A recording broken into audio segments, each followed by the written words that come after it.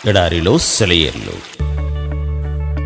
August 9వ తేదీ కొరకు వ్రాయబడిన ఈ భాగాన్ని మీకు చదివి వినిపిస్తున్నది సహోదరుడు పాల్ సుందరం.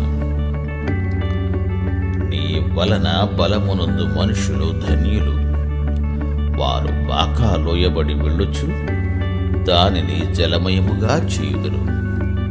84వ కీర్తన 5-6 చరణములు. తేలిక హృదయాలతో ఉల్లాసంగా ఉన్న వాళ్లకు ఓదార్పు కలగదు. మనం అట్టడుగుకి వెళ్ళిపోవాలి.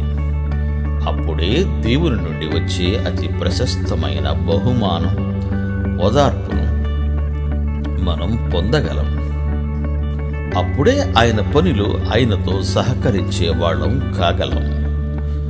మన ఆత్మలపై చీకటి కమ్ముకోవడం అవసరమే. ఇలా రాత్రి అయినప్పుడు, ఆకులు ముడుచుకున్నప్పుడు, పూరేకల్లో సూర్యకాంతి తళతళలేమీ లేనప్పుడు లోటు మాత్రం ఉండదు. ఎందుకంటే రాత్రి ముసుగులో పరలోకపు తుషార బిందువులు కురుస్తాయి. అవి సూర్యుడు లేచినప్పుడే వర్షిస్తాయి. శోకపు లోయలో బాధల దారిలో వెళ్తుంటే దేవుని ఓదార్పు తోడై నన్నెత్తి పట్టింది. భూమికి కావాలి సూర్యకాంతి, మేఘాల జాడలు మనకి కావాలి వెలుగు నీడలు. అందుకే కొలిమిలో తప్పనిసరిగా కాలాలి. కష్టాల గుండా నడుస్తుంటే నడిపించే చెయ్యి మనకి ఆదరణ. ఆయన పంపే శోకాలు, వేదనలు, కృపలో ఆయన నేర్పే పాఠాలు.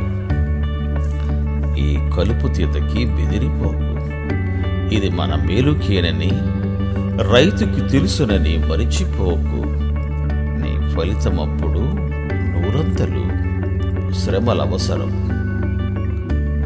వాటికో ప్రయోజనం ఉంది.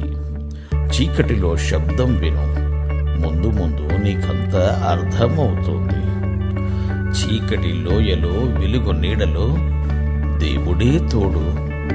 రాత్రులు పాటలు పాడు. దేవుడు మిమ్ము దీవించుగాక. ఆమేన్. ఆమేన్.